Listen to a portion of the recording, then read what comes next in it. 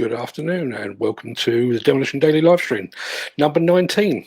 If you're watching this live today or Monday, then I hope you had a good weekend. If you're watching it any other time, I still hope you had a good weekend, even if it was several days ago. Before I get on with today's show, just want to share a couple of quick points with you. I spent part of Sunday, because frankly I'm bored, looking at the stats for the Demolition Daily LiveStream. It wasn't easy because if you're watching this live, you'll know that we broadcast this via Facebook, but we also record each episode and we put it out through LinkedIn and through YouTube and our Instagram feed on IGTV as well. So anyway, I ran a calculator over all of those this weekend. And altogether, these shows have attracted more than 200,000 views since we started. By the end of this week, we should pass 250,000 views, which is remarkable. So I'd just like to say a big thank you. If you have watched or shared or participated, big thank you to you. Speaking of participation, just a very quick reminder before we get on with the show proper. On Wednesday this week, so that's 7 p.m. Wednesday the 22nd of April, we've got the Demolition Social Club Take 2. Full details are on demolitionnews.com. If you want to join us for a bit of a chinwag for half an hour, then you can certainly find the details, demolitionnews.com. Now, as I said earlier, we're 19 working days into this live stream now, and I've got to be honest, life as a live streamer is a bit of a mixed bag. On the upside, it does give me something to focus on each day. It forces me to think about the extraordinary challenges that are facing this industry at the moment. It requires me to reach out to people that I don't know and to work outside my comfort zone. It's also even forced me to learn a new skill that hopefully will stand me in good stead when all of this is over and done with. But life as a live streamer is not always a bed of roses. As regular viewers will testify, we're constantly at the mercy of technology and the rise and fall in internet bandwidth. Getting guests to commit to what was an unproven startup has been trying and troublesome and a bit of a pain in the rear end, to be honest. And there are times when I felt like I've just been shouting into the void, even though the viewing figures are still on the up and up. But on Thursday last week, I spoke about the need for the industry to hit the reset button, to take this opportunity to mend all that's broken within the sector and to prepare for a fresh start once the COVID-19 pandemic is over and done with, so we could all start with a clean sheet of paper. And as I was uploading that video to LinkedIn, I came across a post from our guest today, Anthony Manson, that echoed many of the sentiments that I'd expressed. In his post, he described the construction procurement process as unsustainable and suggested that the industry had been too lazy to fix it for the benefit of clients, contractors and subcontractors alike. So let me welcome Anthony Manson, Managing Director of Manson's Consultant, and I'll let him tell you a little bit more.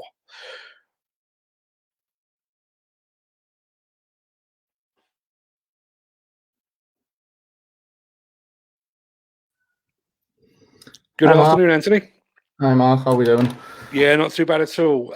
I've already introduced you, but just for the sake of honesty, who are you? What are you? What do you do? Okay, I'm Anthony Manson. I'm a quantity surveyor. I've done this for around 15 years now. Started out in new build construction, doing apartments. Very quickly moved into rail, bit of a freak accident, and then pretty much stayed within that arena. So similar sort of arena to yourself, civils, demolition, rail, those sort of schemes in that sector. Yeah, so, and here we are. So the challenges facing you are not dissimilar to the challenges facing the demolition sector. And that was really what triggered my reaching out to you. You mentioned on your LinkedIn post, you mentioned a lot, but the one that really caught my eye was you recently saw a tender that was 75% weighted towards commercial and cost and had no scoring whatsoever for safety. How on earth is that going on in this day and age? I think it's very much like what you'd said in your earlier message, that people are just too lazy and the industry wants a nice quick fix because it can't be bothered to do the hard work up front. It just seems to think that it's easier to set 75, 80, maybe even more as commercial and cost, and thinks that'll do away with all the other issues that they're going to face. But what we often see is a 5% saving at tender will often come back and bite them with a 10% cost at the end, whether it's final account woes or whether it's disputes or litigation or companies going under. The same things happen time and time again, yet we don't learn. You said that clients and main contractors are setting up for failure by following this procedure. I couldn't agree more, but can you expand on that? Yeah, so I mean, with that again, it's very much penny wise, pound foolish, and all that companies can see is an upfront saving. I think, oh look, we'll save 1 or 2% here, and oh look, we'll shave a little bit here. All in the while in the background, they can't see the mountain of money building in disputes and debts and bad work and defects, all that sort of stuff that goes on. And again, it's just the short-sighted nature of the industry, where people think this is the way it's been done, and largely because this is the way it always has been done, this is the way it has to carry on being done. Nobody wants to change. They're all scared of doing it differently, but at the same time, all complaining over the same things. So, but it goes even deeper than that with the modern world, doesn't it? Because you've got clients and main contractors or tier one contractors pushing the price down in the first place, and then having pushed it down, they then try to value engineer it to an even greater degree. So even having bought it at rock bottom price, they're now trying to get even more out of it. Yeah. Surely something's got to give. You know, I'm looking at this very much from a demolition point of view. Surely that's just leading people to cut corners, isn't it? Yeah, absolutely. I mean, there's two results. Either the company goes under by trying to do the job properly on unsustainable money, or they cut corners and give substandard service, which leads to all sorts of things: accidents, defects, delays, the full hit. So, like you say, the saving in the first place is very often never worthwhile taking. Yeah, and certainly with things like, as I say, with something like demolition, there is no room for manoeuvre. You know, you can't do it with less men because you can't hit the deadlines, and you can't do it with less machines for the same reason. You know, the only thing that could possibly give is, as I say, cutting corners. Just seems crazy to me. Now, one of the things that I liked about your post on LinkedIn, you had this analogy of the industry being like a car driving from John O'Groats to Land's End, with only enough fuel to get it to Birmingham and no money left to fill the tank up, but it sets off anyway. That's absolutely right. But can you expand on that? Yeah, and again, it's an industry-wide problem. We all know the things that are going to happen. We can all have the foresight and the knowledge to know that these jobs are probably going to go wrong.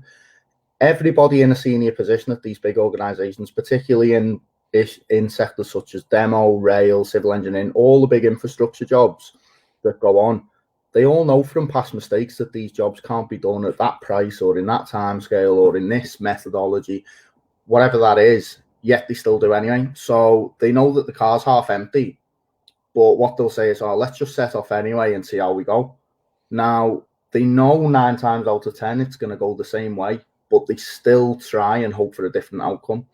And it's just absolute madness, because then, as you say, they get to Birmingham, and then instead of, if you were to put it on a scale of 1 to 10, instead of putting yourself on a pain scale of maybe a 3 or a 4 and fixing this at tender and when you can actually control it, they brush it under the rug, avoid the pain, and then 12, 18, 24 months down the line, the pain scale then goes to an 11 or a 12, and then they find, like we say, they end up having to push the car from Birmingham to Land's End. So it's a backwards mentality.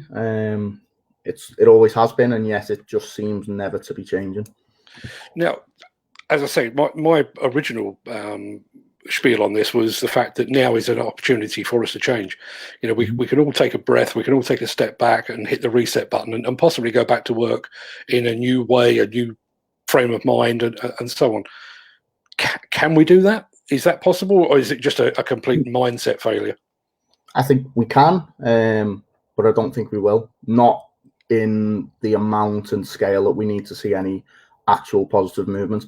I think individual companies will adopt this. They will take best practice. They will look at what they've been doing wrong, and they will change, and they will start ultimately saying no, which in my mind is one of the only true ways to create any change here. We can't rely on governments. We can't rely on others. We can't rely on main contractors to put an arm around us. It's business at the end of the day, and like any other business, everybody's in it for themselves. So I don't see why somebody else should fix our own problems. It's ours to fix, and we need to be seen to be doing it. But we can. I don't think we will. But I do think those that do grasp this and take it on board and make the most of this time that we have our own, they'll come out running at the end. They're still going to face challenges because ultimately you're pricing against the same guys doing the same thing on the same low rates. But those that actually make sense of it all and say, oh, actually, we're better off with less work at a higher margin, even if that means halving turnover, if need be. Those that can do that will prosper because there's limited time in which you can keep doing it at the same rate.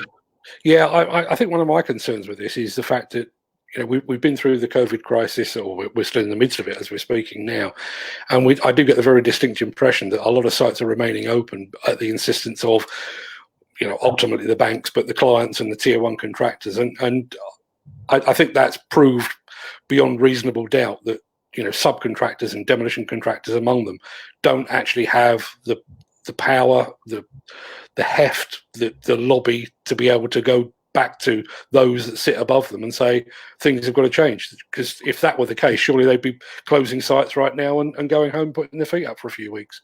Yeah, absolutely. I mean, we've done quite a bit of work on big projects that have had a lot of demos, such as HS2, particularly around Acton, Euston, Camden.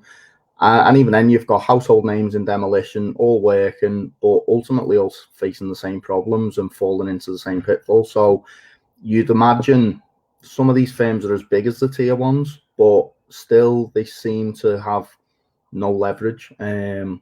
Whether that's through choice or whether fear, I don't know. But yeah, the big people in the industry still seem to have no power.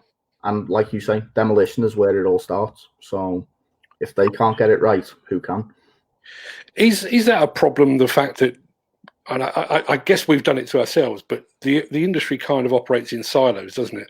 You've got your scaffolders here, and you've got your demolition contractors here, and you've got your electricals, and all the various skill sets. But at no point do they all come together. Because if they did, surely they would actually have the whip hand over the tier one contractors to actually say it's time we all sat down around a table and talk turkey. Yeah, and I suppose on the flip side that we do have to be careful, obviously, not to be colluding and creating monopolies within that. But yeah, the information is all out there. It's just it's staggering that companies of this size, anyone really, anybody can find almost anything online. Whether you're familiar with writing contracts and reading them, you can Google the answers to most of this stuff. So even if you just don't notice a word in a contract and you just simply throw it into Google in terms of the syntax and the context of it, that can all be done.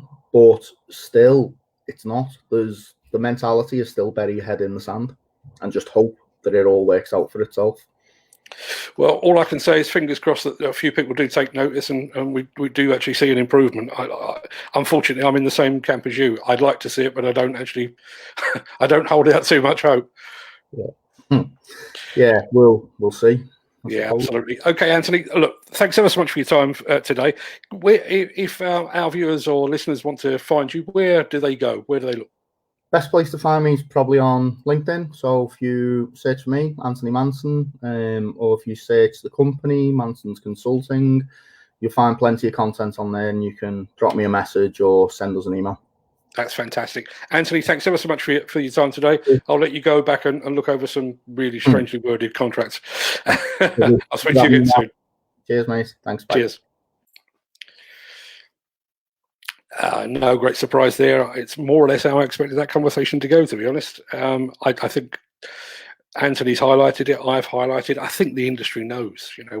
The situation that we find ourselves in today is a situation that we've been in for decades, and this is possibly our one big shot at rectifying things, to actually go back and think about how we work and who we work for and the terms that we commit ourselves to.